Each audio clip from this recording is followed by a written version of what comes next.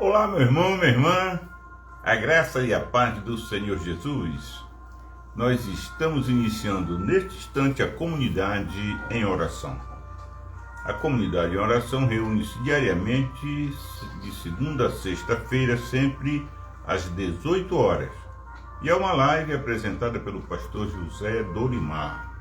Você, meu amigo, minha amiga, que está recebendo a notificação que nós estamos ao vivo, você é nosso convidado, nossa convidada a participar conosco deste momento de comunhão com Deus, de comunhão entre irmãos e irmãs, de comunhão, de reflexão, de intercessão. Vamos orar para iniciarmos? Senhor, nosso Deus, nosso Pai, nós chegamos até a Tua presença neste instante, Senhor.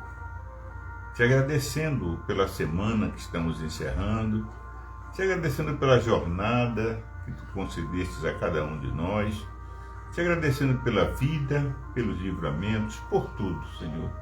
Contamos tudo como bênçãos imerecidas, não é? É o Teu amor, é a Tua misericórdia a razão de nós não sermos consumidos. Por isso, nós chegamos até a Tua presença neste instante, formando a comunidade em oração. E te pedimos perdão pelos nossos pecados e clamamos pela direção do Teu Espírito Santo, não só nestes momentos de oração, de comunhão, mas em todos os momentos da nossa vida, em o nome de Jesus. Amém e amém. Meus irmãos, a paz do Senhor a todos, aqueles que já fazem parte da comunidade, aqueles que estão chegando agora, aqueles que já estão conectados, irmão Julimar Fernandes, irmã Maria Cristina, irmã Antônia Lúcia, irmã Rani Silva, irmão Osvaldo Siqueira, irmã Nazaré Cortinhas, irmã Nonata Cortinhas, irmã Fátima Cortinhas. Olha só como essa família é numerosa, né?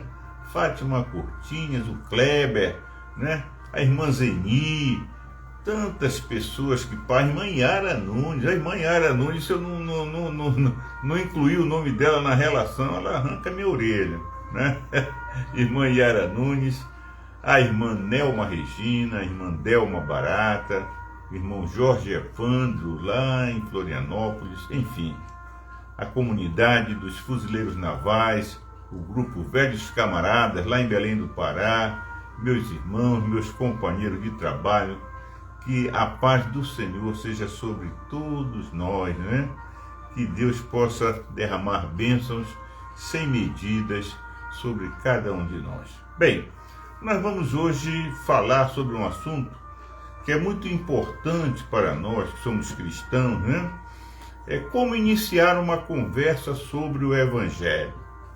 Nós sabemos que hoje, devido à propaganda, devido a tantas outras situações, às vezes a gente chega para uma pessoa para falar sobre a Bíblia, para falar de Jesus, e as pessoas nos olham assim com estranheza, As pessoas ficam até com receio, é interessante. E isso é uma realidade nas grandes cidades, no interior, aonde quer que você esteja. Muitas vezes a gente tem muita dificuldade em iniciar uma conversa com alguém, Hoje as pessoas estão cada dia mais se isolando. Eu diria que estão construindo cercas, estão construindo muros no seu relacionamento. Cada vez mais as pessoas estão se isolando entre muros e fica mais difícil cada dia a gente falar do Evangelho da Salvação. E eu solicitei ao nosso grande mestre, Jesus Cristo, que nos ensinasse, que nos desse uma dica sobre como iniciarmos uma conversa com alguém sobre o Evangelho. E inicialmente eu peguei o texto que está na primeira carta de Paulo aos Coríntios, capítulo 16, versículos 13 e 14. 1 Coríntios 16, 13 e 14, diz assim a palavra do Senhor: Sede vigilantes, permanecei firmes na fé, portai-vos varonilmente, fortalecei-vos. todos os vossos atos sejam feitos com amor. Olha que palavra linda, né? Que palavra maravilhosa. Mas interessante nós observarmos os verbos que fazem parte desses 2 versículos que nós lemos. Os verbos, observem. Sede vigilante, né? Sede. Paulo está recomendando aos coríntios para que eles sejam vigilantes. E nessa tarde e noite, o apóstolo Paulo está recomendando a nós, que fazemos parte da comunidade em oração, sede vigilantes, sejam vigilantes. O que é que significa ser vigilante? Ser vigilante significa estar atento, estar ligado, não é? Então, guardem essa frase. Depois ele vai dizer assim: permanecei firmes na fé. Permanecei firmes na fé. Verbo permanecer quer dizer, se mantenha firme, resista, né? Seja, né, autêntico. É isso. Então, você é cristão? Você é cristã? Você crê que a Bíblia é a palavra de Deus? Então você tem que permanecer nessa fé. Você não pode se desviar nem para a direita nem para a esquerda, né? Depois ele vai dizer assim: portai-vos varonilmente. Portai-vos varonilmente. Esse termo varonil vem da palavra antiga, né? Varões ou varão, ou varonilidade, ou seja, força, coragem, firmeza, varonilmente. Se fosse adolescente ou criança, diz assim, juvenilmente. Mas Paulo está falando para uma comunidade de adultos, de pessoas adultas, pessoas que têm vigor, pessoas que têm já condições de entender aquilo que ele está falando. Então ele está dizendo: portai-vos varonilmente, fortalecei-vos. Olha só como é importante, né? Então, nós, enquanto comunidade de fé, nós somos uma comunidade composta por adultos. Então, diariamente, na comunidade em oração, nós recebemos uma porção da palavra de Deus, nós refletimos nessa palavra e com isso nós vamos nos fortalecendo. E ele vai dizer assim: todos os vossos atos sejam feitos com amor. Olha que coisa maravilhosa, né? Então, perceba que ele dá um aviso para nós, através dessa palavra, que nós, ao nos aproximarmos de alguém, quando nós queremos falar com alguém sobre o Evangelho, nós precisamos estar vigilantes, nós precisamos ter cuidado com as palavras, com as observações que vamos fazer, né? Nós temos que ter certeza, nós temos que ter convicção, eu ia falar convicções, mas a nossa convicção na palavra de Deus, na salvação, nas doutrinas do cristianismo, devem estar firmes no nosso ser, porque às vezes nós nos aproximamos de alguém para falar do Evangelho e a pessoa dá uma contrapartida e o crente fica meio perdido, não sabe se é, se não é. Então, se você não tem certeza, se você não está firme na sua fé, você não deve tentar falar da Bíblia, do Evangelho para alguém. A melhor coisa que você faz é convidar essa pessoa a ir à igreja. Vamos assistir a escola dominical, vamos participar do culto, não é? É muito mais tranquilo do que você tentar fazer uma abordagem, mas você não está firme ainda na fé, não conhece bem as doutrinas do cristianismo, não é? E você pode se perder e ficar sem discurso, e acabar sendo enrolado pela pessoa, pelo seu interlocutor, né? E a questão da firmeza, né? Nós devemos ter firmeza, nós devemos estar fortalecidos pela palavra, justamente para termos um comportamento adulto, um comportamento maduro. Por isso que ele diz: portai-vos varonilmente, fortalecei-vos, né? E ele diz mais: todos os vossos atos sejam feitos com amor. A gente jamais deve se aproximar de alguém para falar do Evangelho condenando a roupa, condenando um quadro que está na parede, condenando uma imagem que a pessoa tenha lá no buffet ou na penteadeira, ou até mesmo um altarzinho. Tem pessoas que têm aquele altarzinho no quarto, e tem crente que vai visitar, já quer orar no quarto, quer orar no banheiro, vai lá e tá cheio de imagem, você é idólatra, isso, aquilo, outro. Isso, ao invés de estabelecer um link de comunicação, cercia, corta o relacionamento. É como se erguesse um muro entre você e o seu interlocutor. Então, ao invés de nós estabelecermos condições para que sejam erguidos muros, nós devemos estabelecer condições para que sejam construídas pontes, né? Enquanto os muros separam, as pontes ligam, não é verdade? Você vai passar de um lado para o outro. Aqui no Rio de Janeiro nós temos a cidade do Rio de Janeiro e temos Niterói, né? Então a travessia do Rio de Janeiro para Niterói é feita através de barcas ou através da ponte Rio-Niterói. Então a ponte serve de ligação, não é verdade? Então nós, cristãos maduros, cristãos que vigiam na palavra, nós, cristãos que estamos firmes na fé, temos certeza, conhecemos as doutrinas, né? Nós nos fortalecemos diariamente.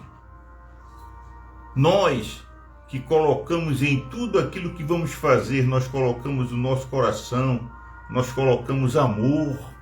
Com certeza nós vamos ser excelentes evangelistas, vamos ser excelentes evangelizadores. Então, essa é a palavra que eu quero deixar no seu coração, na sua mente, nesse final de semana que nós estamos encerrando hoje, né? Reflita a respeito disso, né? Perceba que o apóstolo Paulo, ele era doutor, ele era um dos príncipes lá de Jerusalém, né? Na época, né, dele. Ele era muito considerado. Mas quando ele tomou conhecimento que havia um grupo de homens e mulheres falando a respeito de uma nova doutrina, ele se tornou o maior perseguidor da igreja. Prendeu muito cristão. Ele consentiu a morte de Estevão. Então perceba a firmeza que ele tinha em relação à fé judaica, em relação aos princípios da lei dos judeus. E ele um dia, com as cartas, né, com as autorizações para prender mais cristãos, ele se dirigiu à cidade de Damasco, e no caminho ele foi tomado por uma experiência tremenda. O cavalo, a comitiva dele foi envolvida por uma luz muito forte, tão forte que o cavalo, né, deu aquela freada brusca e ele caiu por terra. E ele ouviu a voz de Jesus. Jesus falou: Saulo, Saulo, por que me persegues? E ele então perguntou: quem és tu, Senhor? E Jesus falou para ele: eu sou Jesus, a quem tu persegues. E quando ele levanta daquela experiência de estar totalmente cego, ele está totalmente cegado, ele perdeu totalmente a visão. E a partir daí, a vida dele nunca mais foi a mesma. Primeiro que ele passou a ser conduzido por pessoas.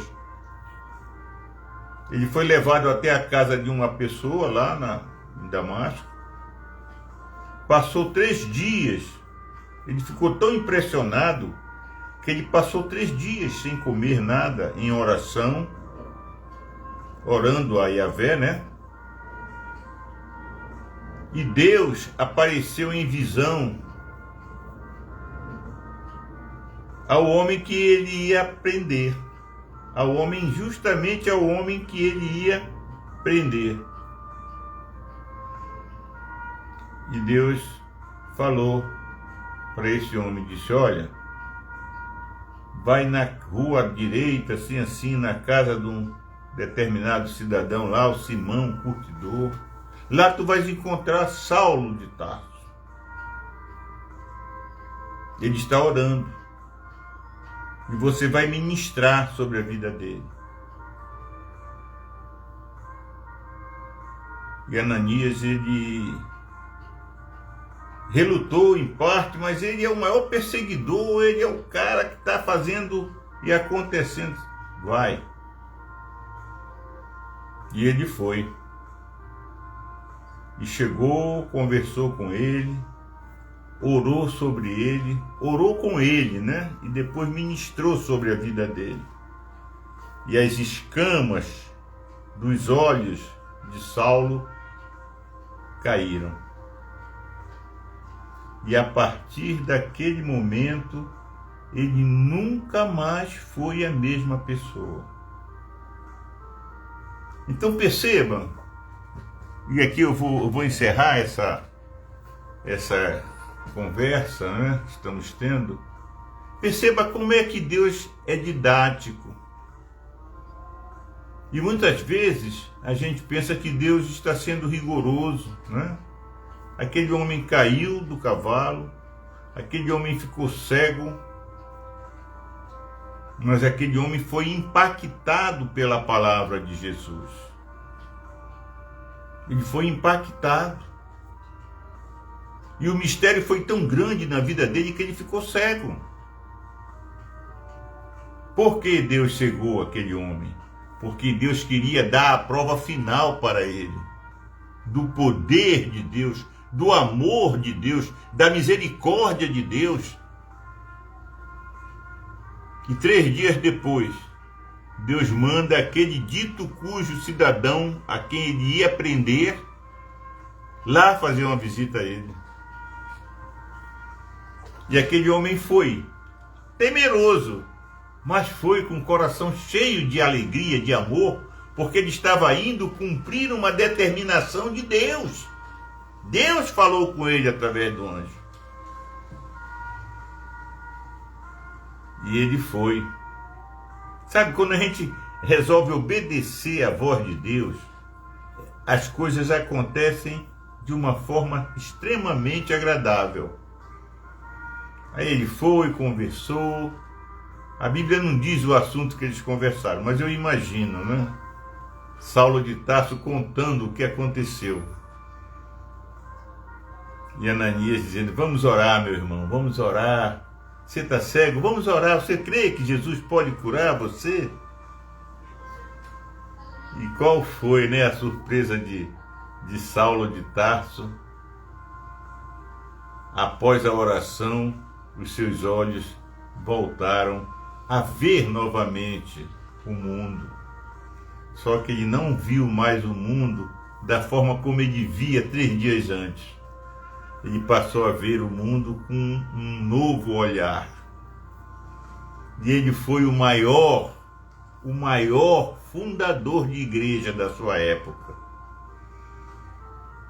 Ele foi um dos maiores pregadores do Evangelho, um dos maiores, vamos dizer assim, um dos maiores evangelistas do Evangelho. Nenhum dos apóstolos, a não ser Pedro, né? Pedro, quando fez o discurso lá em Jerusalém no dia do Pentecostes, a Bíblia diz que quando ele fez o apelo, né, que ele disse, arrependei-vos e etc., 3.000 pessoas aproximadamente levantaram as mãos para serem batizadas. Numa pregação de Pedro, só 3.000 levantaram as mãos.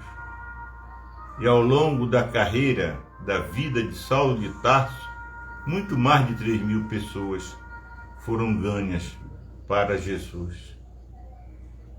Paulo tinha sabedoria, né? Ele tinha uma sabedoria muito grande. E ele tinha um amor. O coração dele, que estava antes cheio de ódio, cheio de ira, cheio de sentimentos hostis, agora é um coração que transborda amor. É um coração que faz questão com que todas as pessoas sejam salvas, aceitem a mensagem do Evangelho, porque essa mensagem é a mensagem da salvação. Louvado seja o nome do Senhor. Que nós busquemos, através desse exemplo que a Bíblia nos dá, através do exemplo de Saulo de Tarso, né, que depois passou a ser Paulo, o apóstolo, né, o amigo de Jesus. Olha só como é tremendo, né? Que Deus nos abençoe. Que o Senhor amplie o entendimento de cada um dos irmãos e irmãs, para que essa palavra possa penetrar no seu coração. E quem sabe você vai passar a ser um ganhador, uma ganhadora de almas, né? Como o apóstolo Paulo, como Pedro, né? Como os demais apóstolos que se empenharam nessa tarefa. Amém? Que Deus nos abençoe. Vamos orar? Vamos orar. Nós te agradecemos, Senhor, pela tua palavra.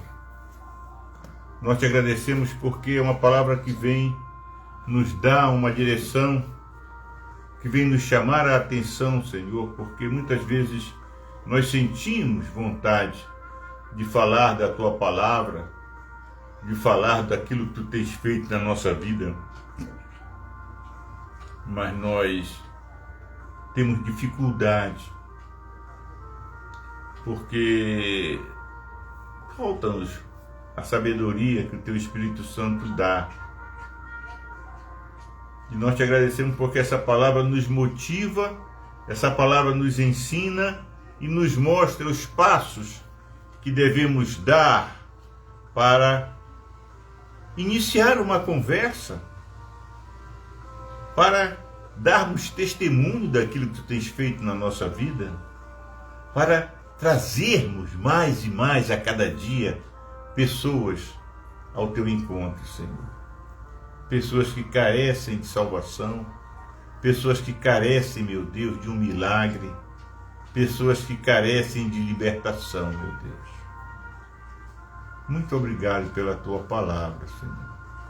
E agora nós queremos te apresentar, Senhor, o nosso livro de oração, onde constam nomes de pessoas, homens e mulheres, ó Pai, que buscam através da fé, buscam um milagre.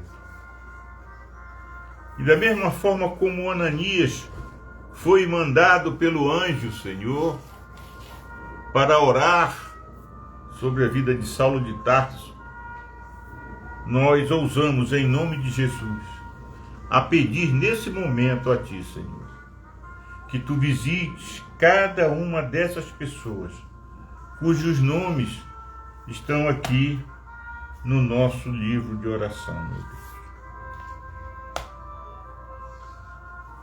Clair Messias clama por libertação. A Nelma Regina clama pela família, cura para a família.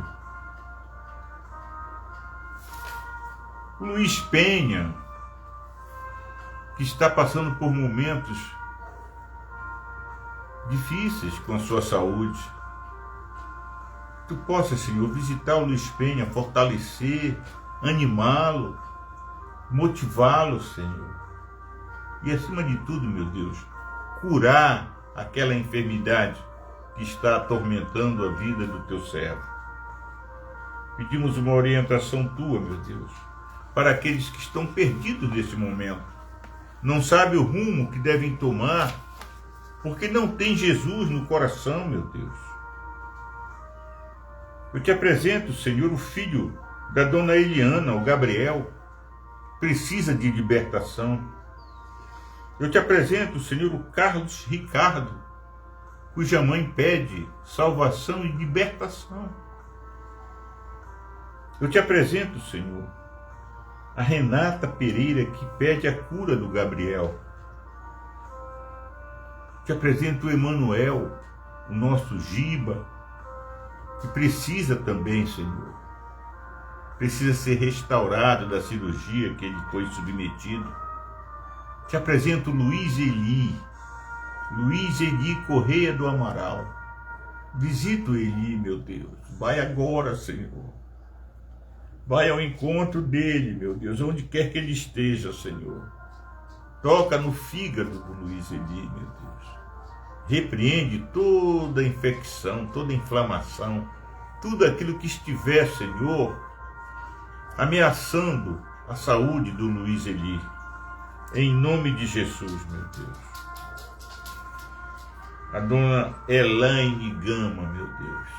Visita, trabalha na vida, no coração, cura, liberta, dá vitória, meu Deus.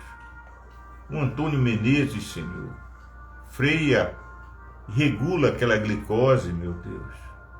Em nome de Jesus, o Admir, trabalha naquele olho dele, meu Deus. Restaura a visão dele, não permite que ele venha perder a sua visão, meu Deus. Em nome de Jesus, Senhor. Em nome de Jesus, ó Pai. Visita o Tenório, o Nonato. Visita, meu Deus, tu tens o poder, Senhor. E é por amor, da mesma forma como tu mandas que nós coloquemos amor em tudo que fizermos, ó Pai, nós te pedimos em nome do teu amor. Do teu amor, meu Deus. Atende a nossa oração, Senhor. Olha quantas crianças estão perdidas, quantas pessoas desaparecidas no Brasil, meu Deus. Nós ficamos assustados com o número de pessoas desaparecidas no nosso país, meu Deus. Em nome de Jesus, Senhor.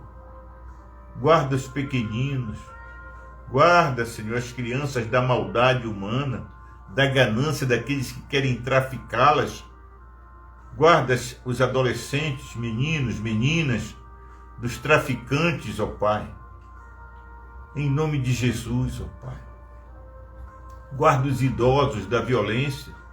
Nós temos assistido cenas que nos deixam chocados de ver a forma como os idosos têm sido tratados, ó Pai. Em nome de Jesus, meu Deus. Que o amor volte a fluir no coração das pessoas. Que haja respeito pela vida. Que haja respeito pelo ser humano. Abençoa a nação brasileira, meu Deus. Que haja progresso nesse país. Que volte, Senhor, a unidade desse povo tão alegre, tão feliz.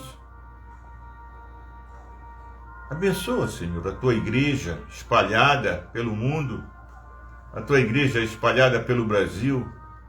Abençoa, Senhor, os bispos, os apóstolos, os pastores, os evangelistas, os missionários e todos aqueles e aquelas que falam em nome de Jesus, que anunciam o evangelho da salvação. Em nome de Jesus, Senhor, nós oramos. Em nome de Jesus, nós te agradecemos e fazemos a oração que Ele nos ensinou, dizendo: Pai nosso que estás nos céus, santificado seja o teu nome, venha o teu reino, seja feita a tua vontade, assim na terra como nos céus. O pão nosso de cada dia nos dá hoje. Perdoa as nossas dívidas, assim como nós perdoamos os nossos devedores. E não nos deixes cair em tentação, mas livra-nos do mal, pois teu é o reino, é o poder e a glória para sempre. Amém. Que a graça de Jesus Cristo, o amor de Deus, nosso Pai, e a maravilhosa comunhão do Espírito Santo seja sobre todos vós hoje e permaneça para sempre. E todos digam amém. Um excelente final de semana a todos, irmãos e irmãs. Não se esqueçam, segunda-feira nós estaremos aqui às 18 horas na Comunidade em Oração. Compartilhe esse vídeo e convide pessoas a formarem conosco um exército orante no Brasil. Em nome de Jesus. Shalom Adonai.